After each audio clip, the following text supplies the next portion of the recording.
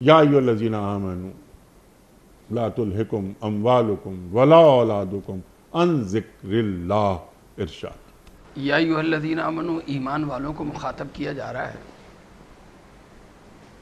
کہ دو عظیم نعمتیں ایسی ہیں کہ وہ عظیم نعمتیں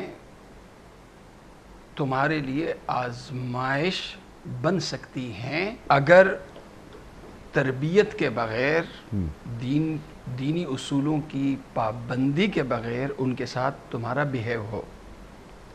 اور وہ ہیں اولاد اور مال۔ یہ دو نعمت کی نفی نہیں ہو رہی، لیکن یہ دو چیزیں ایسی ہیں کہ اگر تربیت کے ساتھ ان کے ساتھ بیہیو نہ ہو تو مال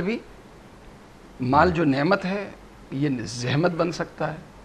اولاد جو نعمت ہے یہ اولاد مصیبت بن سکتی ہے۔ اللہ تعالیٰ نے اس مضمون کو ایک جگہ نہیں کئی جگہوں پہ بیان فرمایا ہے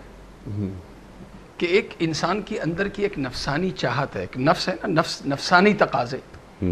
تو ہوس پرستی، خواہش پرستی کی جو آواز ہے وہ یہ ہے کہ تکاثر فی الاموال والاولاد، اولاد یہ محور ہے، جی مال خوب سے خوب مال ہو،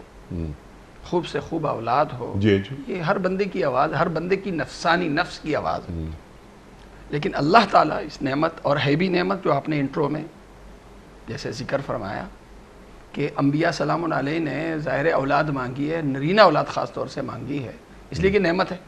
نعمت ہے تو نعمت مانگی جاتی ہے، زحمت نہیں مانگی جاتی۔